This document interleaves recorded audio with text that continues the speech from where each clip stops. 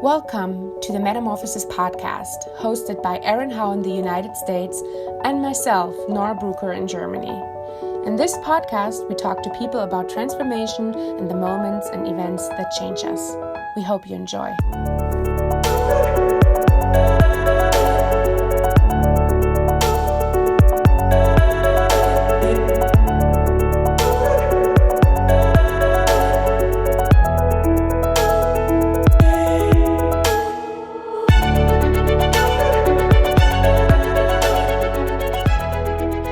Thank you for joining us for our next episode of the Metamorphosis Podcast.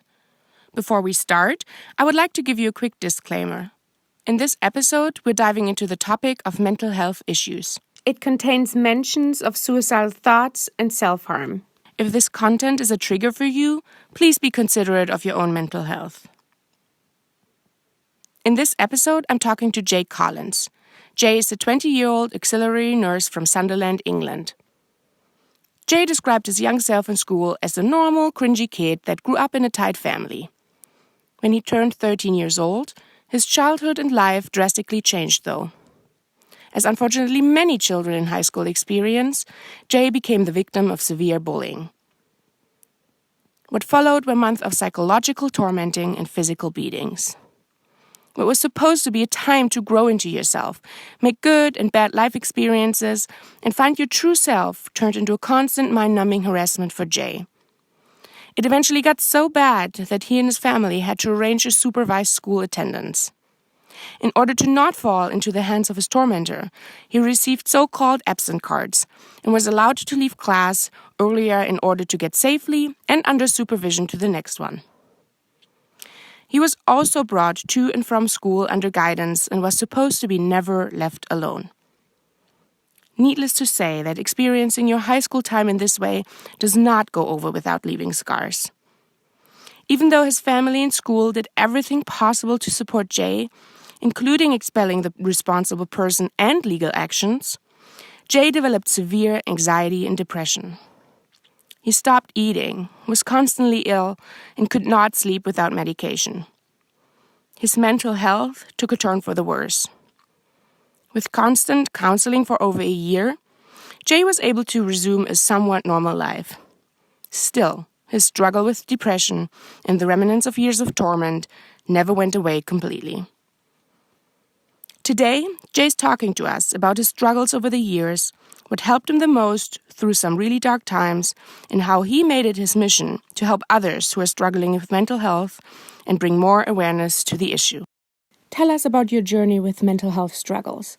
What does your life look like at the moment? It's been sort of a constant journey, and in some sense, I'm still going through it. So when it all kicked off, I was diagnosed with chronic depression, and at 2 points I did try and commit suicide.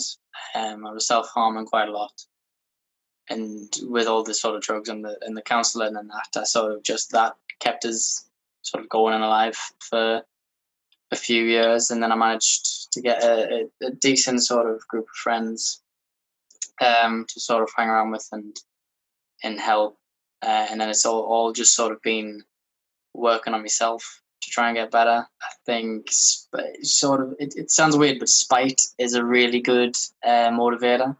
So I think I came to the point in like the final year of secondary, and I said, I don't want this to affect us anymore. I don't want these to have like any more control over my life. I just want to be free from all this.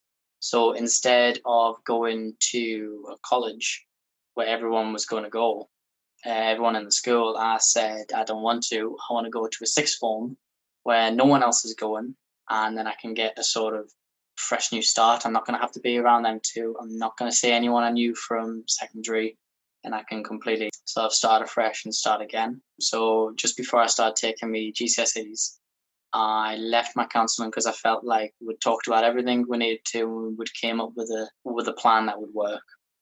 Which did to a bit. I did have sort of a relapse and I went back in college.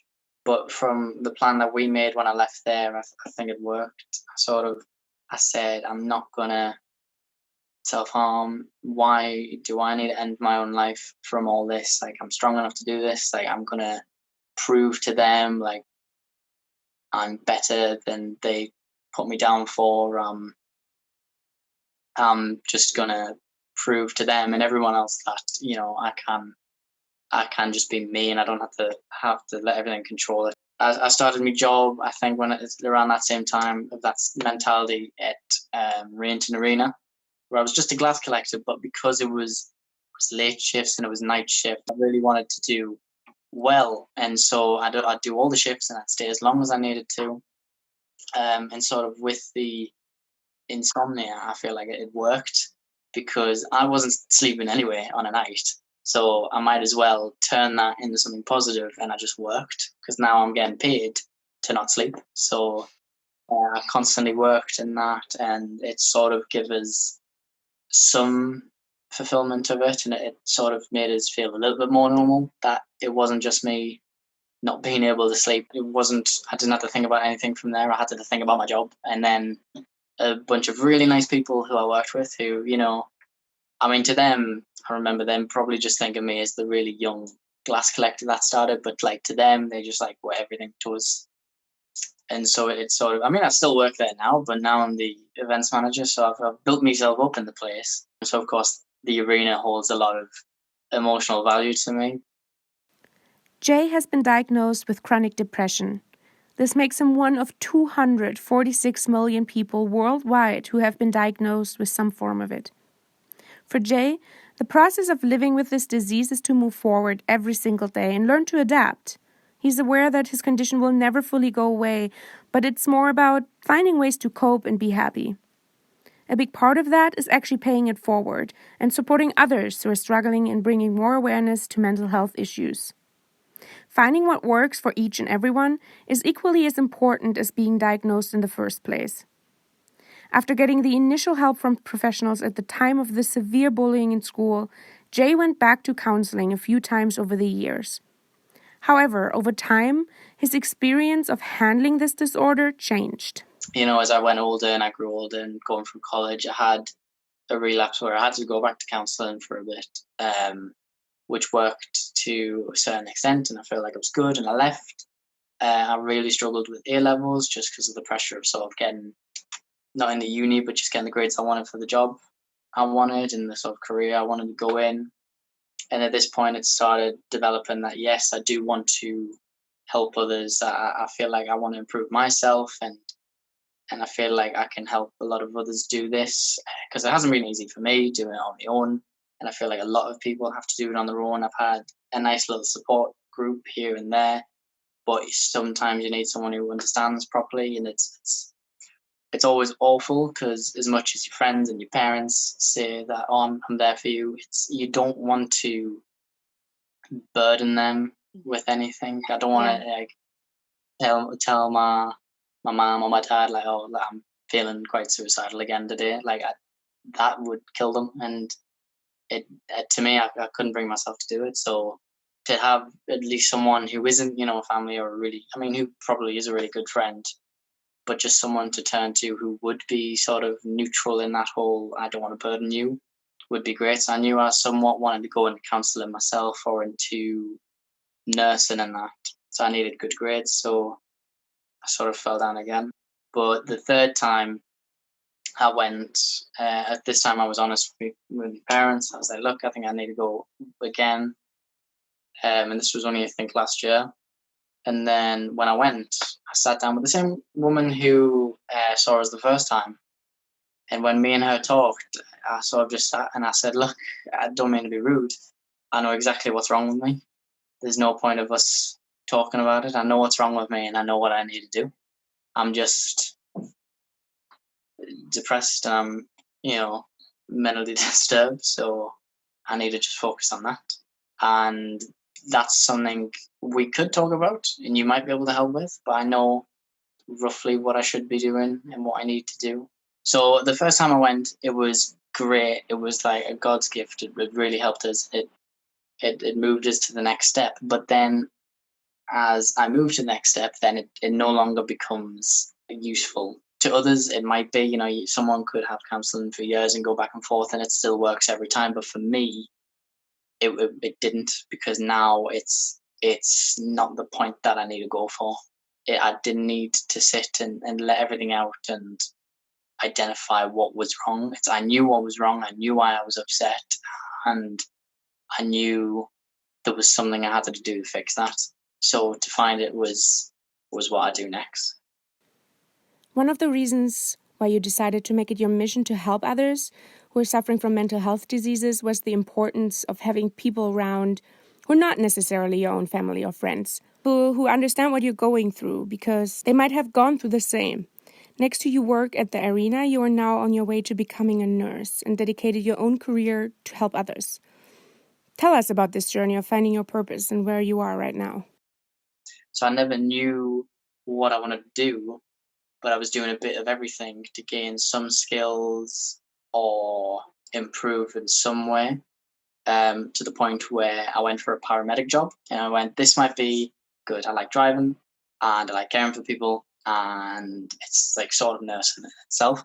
So I did that, got all the way to, I think, the last two, but the guy that got the job had a bit more experience.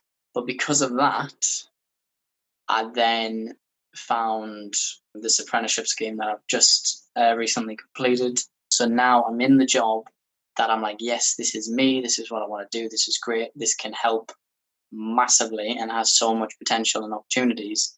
I'm now going to develop in this. And so it's exciting that I'm just in the start of it and I've passed my first grade. And so I'm excited for then the next steps onwards. How much do you think our society has progressed over the time when it comes to handling and understanding mental health issues?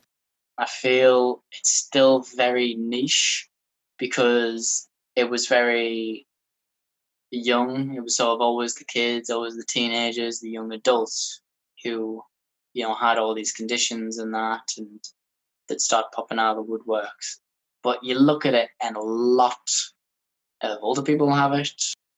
You can get to the age of like 80, you could lose your wife or your husband, and you're now depressed because that person who's been with you for 60 years, 70 years of your life is now gone. You could be caring for someone like your mother or your father, and you could be getting depressed and anxious all the time because they're ill and you just want to look after them. So it affects all of us, and we're slowly starting to realize that. And it's not so much of we're putting down the kids. Oh, you're a bit upset. Get over it. It's now like you're upset, but this is serious. Like, let's talk about it. It's getting younger and younger, but the range of the age that's affecting it's just getting bigger. So I feel like there's a lot to do to normalize it and to treat it. Okay, going into it in hospital settings, in outreach clinics, and sort of CAMs and counselling departments at itself. Loads of people who are just focused on mental health and helping people just on that alone. Just like, you'd have a place where it was just to treat cancer, or another place just to treat ophthalmology, eyes. But now there's a place just to sort of treat mental health, and it's great. But there's still a lot more work to be done and acceptance around it all. How do people react when you talk to them about your own struggles? Do you talk about it with your college friends or coworkers? When it first kicked off, I sort of didn't understand it and I didn't want to accept it. So I wasn't open. I was always sort of an open book with ripped out pages. There's still a lot I sort of don't want to go into, or there's just for how easy it is, or how easy I can make life. It's better not to go into as much specifics like names and times and specific dates and that, just because, if the boot fits, if someone ever watches or reads something I post, then if the boot fits, then like it's you're a part of it. But I'm not gonna, shut someone down or, point names and blame fingers. So it's easier to sort of keep a few things to myself, but now I've accepted it and I've grown quite a lot and I've moved on. It's a lot easier to talk about it. Some of the times, a lot of the times, especially when I sort of first meet people, I know it's a part of me and I've accepted it is, but I don't want whoever I've met to know that. Like, it's never going to be the first thing I talk about. There's still a few scars on my hand. I know there's a few nurses who've mentioned, "Oh, what have you hurt yourself? Where have you got that from?" And I've never said it. I've never wanted to tell them. It's something that I feel doesn't need to be said. If I'm ever having a lovely heart to heart with them, which a few of them I have, I might tell them some of the story, but there's also parts of me which don't need to go over. If it's ever a sort of talk like this, then by all means, then yes, I'll talk about almost everything apart from name specifics. But through a day-to-day life aspect, I try and not let it still be a part of us. But I will happily sort of tell my experiences with it, but it's never the forefront. Do you feel like people are treating you differently when you do tell them your story and maybe even mention that there have been times when you were suicidal? I feel like they're a lot more wary, and understandably, a lot of people don't know how to deal with it. They sometimes don't want to hear that sort of stuff. They can't stomach it. And it's I've always hated the idea that I'm just doing it for like attention or sympathy. So that's mainly why I don't do it a lot. Because if you tell someone and they go, "Oh, you don't seem like anything like that, Jay. You're so bubbly and energetic and like happy all the time." And it's like, well, that's great because that's what I want to be and that's what I portray to you. But there's times I go home after a long day at work and I just break down and I'm in tears. Like, my days off, I'm just miserable and depressed. Like, it's how it comes. It'll come in roller coasters. Some days I'll feel absolutely on top of the world, and some, I feel like I'm back in that mental state. So it's always going to be a constant battle and a roller coaster, but it's what I've accepted as what happens. So you don't really need to know that, and I don't want any sympathy or any additional attention from that. It doesn't need to be given the attention. I mean, loads of other people who aren't as sort of accepting and overcome it as me might need, by all means, that attention if they first start telling it. But for me, who's somewhat trying to move on from it or has accepted it, I don't need that sort of constant surveillance on us. So it's why I sort of don't. A lot of the times, like my lads, when we were in Magaluf and I started having a mental health relapse, was when the last time I ever self-harmed. I think it was only 2 years ago. I've still got a massive scar all the way down my arm. I had a bandage around it. We're on a lad's holiday, and I just had a lovely heart-to-heart to them by the pool. So it's nice having then someone who does react in that sort of way, and they're very like hesitant and squeamish about it because they don't really understand it and they can't stomach it. But at the same time, they're very supportive and there for you at the same time. And some of the times they'll be like, "Oh, well, I've had similar experiences, or I've felt in similar ways," and then it's just sort of good to be open because it does make us closer. It does show you that, oh, you know what, we're not that too different. You might like this and I might like this, and we're mates, but the pair of us have had that sort of mental experience separately, but it's still together. Do you think if all of us, our entire society, would put less of a stigma on mental health and would treat it more normal, would it make a big difference? 100%. Because if you go into a hospital with a broken leg or a broken shoulder or a cut, people on the front door, let's treat it, let's fix it. This isn't your fault. You've had a fall, you've been knocked into whatever, because they can see it. But with the mental health, if you do all the scans and the brain scans, you can see that it does change, the chemical biology of yourself inside. My stomach has shrunk, so it's not as large as it probably should be. So biologically, physically, it's still there, but you can't see that. Mentally, different parts of the brain will be deactive, will be active. there'll be a different brain shape to a normal one. So you can't, it's physical and it's there. So you can't all just say, oh, it's just all in your head, you're just thinking about it, because it's physically altered your body. But of course, you can't then physically see it because no one can see a brain, no one can see a stomach.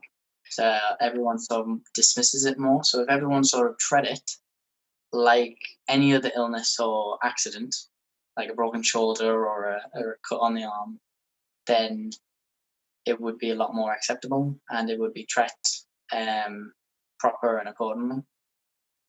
For Jay, normalizing mental health struggles already begins in school. If children, teenagers, and young adults would already be taught about the different disorders, it might not just help educate people in a young age, but also help those who might already be suffering from it in school. Jay's struggles began when he was only a child, and he is certainly not alone. He believes that if we would all learn about mental health issues like we do about other diseases or biological material, the stigma that is surrounding people suffering from it would lessen significantly. For Jay, there's still a lot of stereotypes and difficulties when it comes to understanding mental health issues. It's hard to diagnose it, and it's hard to know which one it is. There's a lot of variations, there's a lot of differences. Someone could just be really sad for one day, and everyone would be like, oh, you're depressed. But that, people get sad. It happens. And then someone could feel really sad and depressed for weeks, and everyone's just like, oh yeah, that's nothing. So it's hard to sort of diagnose it. It's hard to know what it is because there's always a load of comorbidities, especially with, other sort of more well-known diseases, Alzheimer's and dementia and depression, and that all of them sort of link and share the same symptoms and signs. So it's very hard to be like, oh, he's got depression, when really he's actually on the early signs of dementia, or he's just a bit forgetful. He's got Alzheimer's, when really he's depressed and he's suffering from a lot of other mental health disorders. With you've got eating disorders, which you can eat too much, but everyone thinks it's always like, oh, you just don't eat at all. But there's always sort of two sides of the spectrum, and there's a lot of variation and deviation. So there's always a middle gap, and there's always a slight variation. So it is hard to sort of understand and discover, but it's there. Jay has always used creativity as an outlet. From photography over acting to videography, Jay has done it all. So when his workplace, the Sunderland NHS Foundation, asked people to participate in a project to create new posters who feature specific health issues, Jay knew that mental health needed to be featured, and he had just the right ideas to share. Fortunately, the hospital was immediately on board, and even today, it is still showcasing Jay's photography, highlighting mental health issues on its walls. Still, Jay wanted more awareness for the struggles he himself went through, which is how he came up with his own project, a documentary about his own journey towards more mental and physical health, featuring the life stories of people around the world who are sharing their mental health struggles. The big finale of the documentary? Nothing less than a big boxing match in the arena that Jay has been working for since school, with Jay as a contestant. So I started watching quite a bit of boxing, and that's been the only sport I seem to have ever enjoyed watching on the TV. And that is someone from England. Oh my God. No football. No enjoyment from watching football on TV. I like doing the sports. I absolutely hate watching them. But boxing, for some reason, I seem to really enjoy. And so I started talking to it with my mates from college.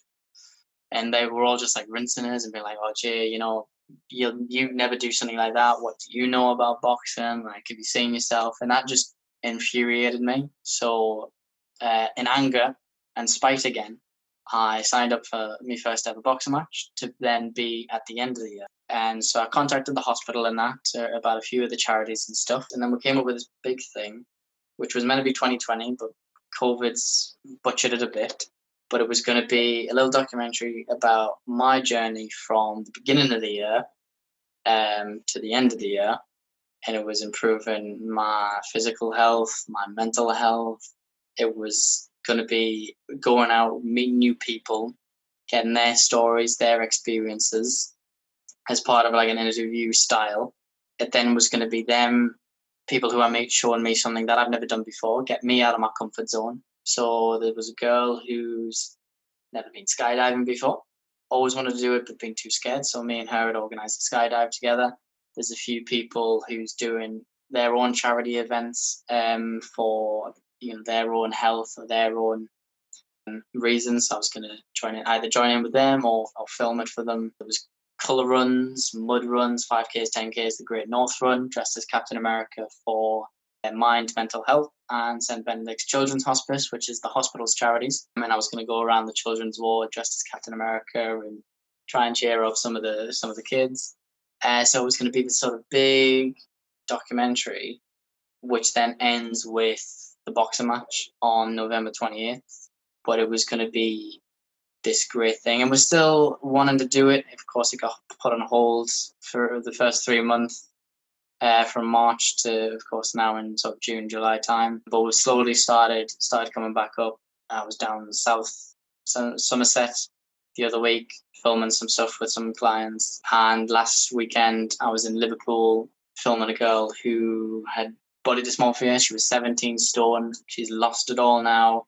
And she's doing her first 10K run with all of the weight she's lost on her back.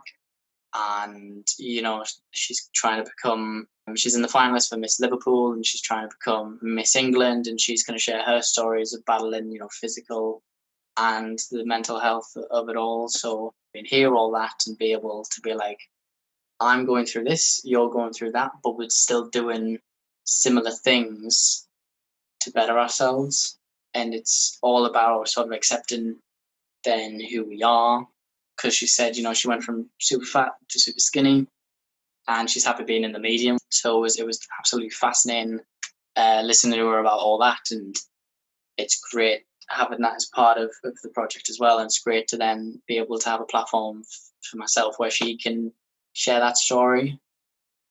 From meeting all of these people and hearing their stories, exchanging experiences that you've all made, what is the lesson you learned for yourself? I think the one thing I took home is we're all, in a sense, no matter how big or small, affected, and just to share it and be comfortable with it and accept it is half, if not most, of the battle when trying to overcome it. With the whole positive attitude and trying to shut down as many sort of negative barriers as we can, everything just becomes easy. The weight's off your shoulders, and it's just everyone's together, and we all know what each other's on about. We might not sort of understand what it's like to go through what they do, or what it's like sort of having their disorder or illness, but how you felt and how they must feel. What does the life of Jay look like in the next couple of years? Ideally, in my career, I'd want to be, in the next 5 years, I'd hope to be a qualified registered nurse, so either a band 5 or a band 6. Ideally, my end goal plan is to probably be a nurse practitioner for the mental health ward, or at least a ward manager for a mental health ward. Be able to work in them environments and that. Develop myself a lot more in the career and work all over the hospital to just build my skills as a person, as a nurse. With this documentary, it's going to be not just all of 2020 now, it's going to be 2020 and 2021. So I want to make this greater than I envisioned for just this year. I want to go better, see a lot more people, travel a lot more. The boxing fight, I definitely want it to happen end of next year, I think it is. And it's kind of great because with the whole COVID thing, the arena staff were all 0 hours. So a lot of them have probably gotten to a supermarket or will go into a different job. So it's great that it's awful we're not all going to work together in the arena, but we now we're all free. So then when we do have the fight and I go to the arena that I've worked at the past 6 years and have my first boxing fight, that I've got everyone there who I want, and none of us have to really worry about holidays. And so just to end this journey, this project off with that would be immense. Is there something you would like to tell people on how they should react or what they should do when someone confides in them about their mental health struggles? Yeah, because there's always people everywhere. And like I said earlier with the arena, some of the people who I worked with on my first years will probably think of me as just, oh yeah, I remember that kid. He was the glass collector. He just started, when I was leaving. They've been there for years. They've made their own friends. But to me, it was like you were the first person who was there. You told me all these basics. Like, to me, you hold a lot more place in like my heart and my life than I do to you, which is fine. But I might do that to someone. There might be someone who I've met and I've only shared like a couple of conversations with them, but to them, I was then the only person who spoke to them in a week, and I was nice and pleasant to them. So I hold that to them, I hold a lot more place in their heart than they did to me. To me, it was just a normal person who I passed by in the town. To them, it was this wonderful stranger who kept us going for another week. So if that was a friend, and it was to me just a normal classmate, but to that classmate, like I was, top dog, he'd come to me and want help. And to me, it'd be weird, like not weird, but it'd be like, oh, he's popped up and asked me for help. But I wouldn't assume that me and him are the closest people to each other. I thought he'd, want to go to one of his close mates. But to him, I'm the only person at that moment he thinks can help him. So you've just got to sort of not barter it off as, well, no, go to someone else. Why? You've just got to sort of think in a really nice way, this is very sweet. Like, I'm the only person this person needs at this moment, or I'm the person who they think can help the best. And so you've just got to literally, some of the time it's not do something for me. It's just listen to me. So all you need to do is listen, sort of advise at any point where you can, and just talk. Because a lot of the time, I do this a lot. I talk to myself a lot. And some of the times I will talk to someone about everything I've been talking to myself about, just to sort of get a bit of clarity on what I've been saying back to myself. So if I'm thinking, oh, should I do that or should I do this? And I've been weighing up the pros and cons. I talk to someone physically who's different and they go, oh, well, yeah, but that's a pro and that's a con. You go, actually, yeah, you've got a point. I'll do it that way, or I'll do it another way. So you just need that sort of second validation, or you need that actual other voice to tell you instead of just you to yourself. So you've just got to just spend a little bit of time, and it doesn't take long, and it's not going to be like you're going to be lumbered with them forever. It's just you're going to have 10 minutes, and that's going to keep them going for however long. That is so important, and it's something that not a lot of us are actually very conscious about. We never really know who we might influence, or what a person is going through, struggling with when we meet them. And so I think it's a very good reminder to all of us to be more conscious about who we meet and what we say to them and how we treat them. And so I think this is a really wonderful statement to end this episode. And so I just want to say thank you, Jay, for being so open and sharing something that is really, really personal to you. It's been an absolute pleasure hearing your story and hearing how you overcame difficult times, and also being completely honest that you're still struggling with mental health issues and that this might be part of your life forever, but that there's always hope and ways to cope and be happy and finding your own true passion, basically. So thank you so, so much, Jay. It's been wonderful. You're welcome. Thank you for having me. It's been an absolute pleasure and a blast. The best way to challenge our own stereotypes about mental health and to actually learn more about the diseases is to have first-hand contact with someone who is suffering from it. We are incredibly lucky that Jay Collins chose to share his life story and his struggles with us. On this journey, we've learned of the many challenges that mental health patients are actually facing. It is important that we are all much more open-minded to what is going on around us and who we might actually have an impact on. Just a conversation can change someone's life. If you do feel like you might be suffering from a mental health condition or have suicidal thoughts, please seek help. Confide in someone. Talk to your family, friends, peers, or colleagues. If you think you can't do that, reach out to your general practitioner or another professional.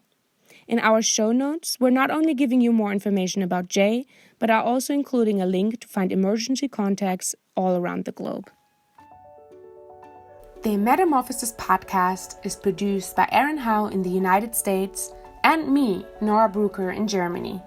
Thank you to all of our supporters, and of course, a huge thank you to our guests who are telling us their stories from around the globe about change and life-changing moments.